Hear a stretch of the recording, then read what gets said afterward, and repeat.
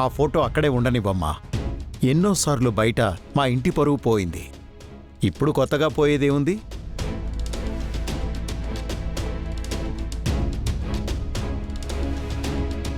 Daddy చెప్పాడు కదా శ్రావ్య, ఆ ఫోటో ఒకటి పెట్టే. ఏంటండి మీరు కూడా? మరి అదిగా ఫోటో అక్కడ పెట్టు శ్రావ్య, లేదంటే నేనేం చేస్తానో నాకే తెలీదు.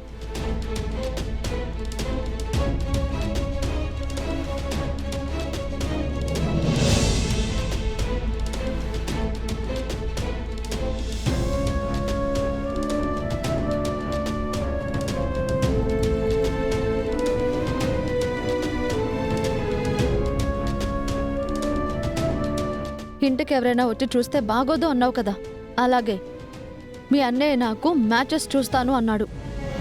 ఇంటికి ఎవరొచ్చినా, మీ అన్నయ్య నాకు ఏ సంబంధం తీసుకొచ్చినా నేను ఈ ఫోటోనే చూపిస్తాను. నాకు గౌతమ్కి పెళ్లి అయిపోయింది అని చెప్తాను. ఏదో ఒక రోజు గౌతమ్ నన్ను పెళ్లి చేసుకునే తీరుతాడు.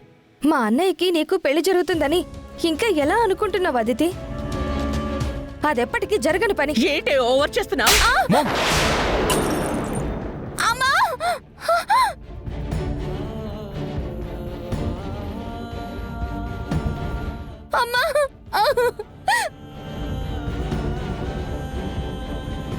ఏంటి ఇంత చిన్న దెబ్బకే అమ్మా అని అరుస్తున్నావు? మీ అన్నయ్య మీ ఇంట్లో వాళ్ళు చేసిన పనికి నా కూతురు గుండె ఎంత తరుక్కుపోయిందో తెలుసా? ఇంత చిన్న విషయానికి అంత బాధపడిపోతున్నావా? నా కూతుర్ని ఇబ్బంది పెట్టిన నీ వాళ్ళకి బుద్ధొచ్చేదాకా నీకీ ఇంట్లో ఈ తిప్పలు తప్పవు.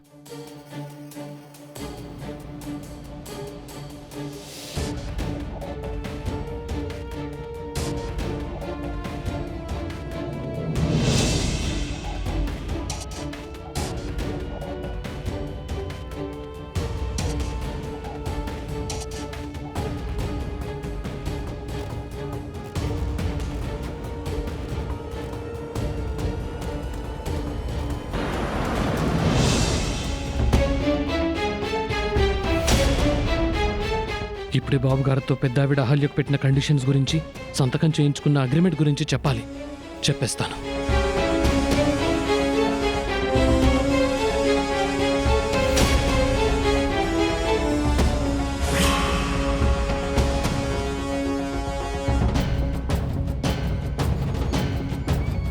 మావయ్య,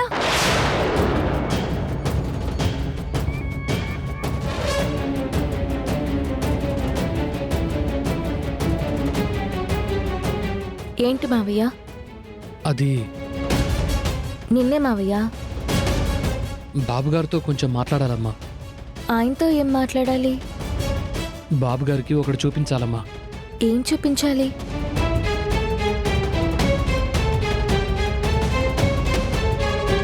ఏంటి మావయ్య చేతిలో? ఏం లేదమ్మా. ఏం దాస్తున్నావు? చూపించు. ఏం లేదమ్మా.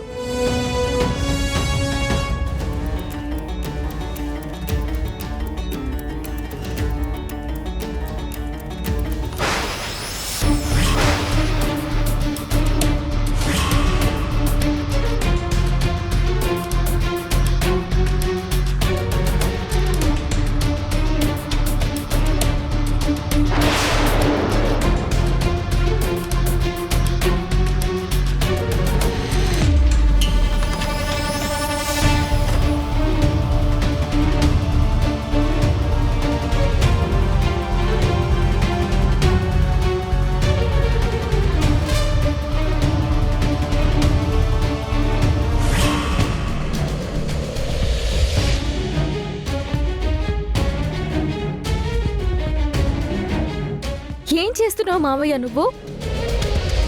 నా వల్ల ఆయన తన ప్రేమ కోల్పోయారు, సంతోషాన్ని ఆనందాన్ని కోల్పోయారు, తన వ్యక్తిత్వాన్ని కోల్పోయారు. ఆఖరికి ఆయనకి మనశ్శాంతి కూడా లేకుండా చేద్దామని చూస్తున్నావా? అదేంటమ్మా అలా అంటావు? పెద్ద వెండికి పెట్టిన షరతు గురించి, అలాగే ఆ వెండితో సంతకం చేయించుకున్న అగ్రిమెంట్ గురించి బాబు గారికి చెప్పాలి కదా. అవసరం లేదు మావయ్య.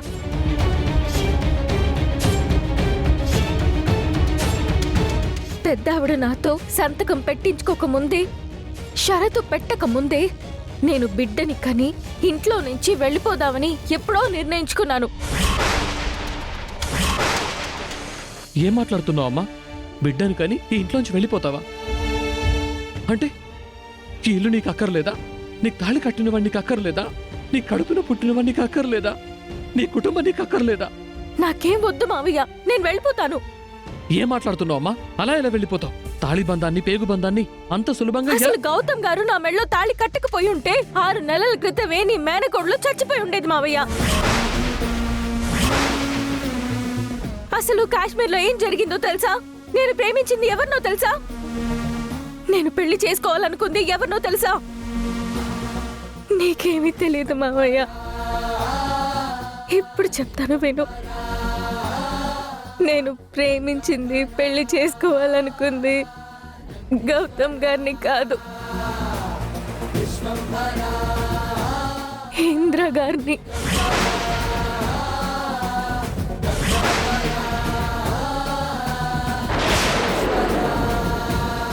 అసలు కాశ్మీర్లో ఏం జరిగిందంటే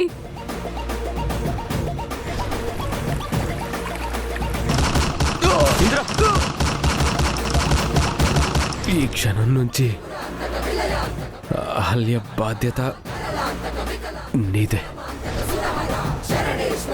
అహల్య అహల్య ఆగు, ఆ! వదలండి! ఆగండి అహల్య. వదలండి!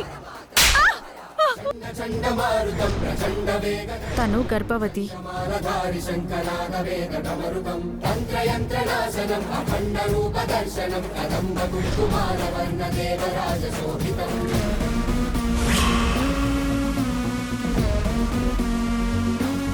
అలా ఇంద్ర గారు చనిపోయారు మావయ్య. నేను కూడా చనిపోవాలనుకున్నాను, కానీ అదే టైంలో గౌతమ్ గారు వచ్చి నన్ను కాపాడారు. నా మెడలో తాళి కట్టి ఇంటికి తీసుకొచ్చారు. ఆ క్షణం నుంచి ఆయనకి సంతోషం, ఆనందం లేకుండా పోయింది. నా కోసం ఆయన అదితిని వదులుకున్నారు. తన కుటుంబానికి శత్రువయ్యారు. అందరితో మాటలు, అవమానాలు పడుతున్నారు. ఇది ఇంకెన్నాళ్ళు మావయ్య? అసలు నేను ఇక్కడ ఉండాల్సిన దాన్ని కాదు. గౌతమ్ గారి పక్కన ఉండాల్సింది అదితి, నేను కాదు. అందుకే నేను బిడ్డని కానీ వెళ్ళిపోదాం అనుకుంటున్నాను. ఆ పెద్దావిడ చెప్పకముందే నేను ఈ నిర్ణయం తీసుకున్నాను.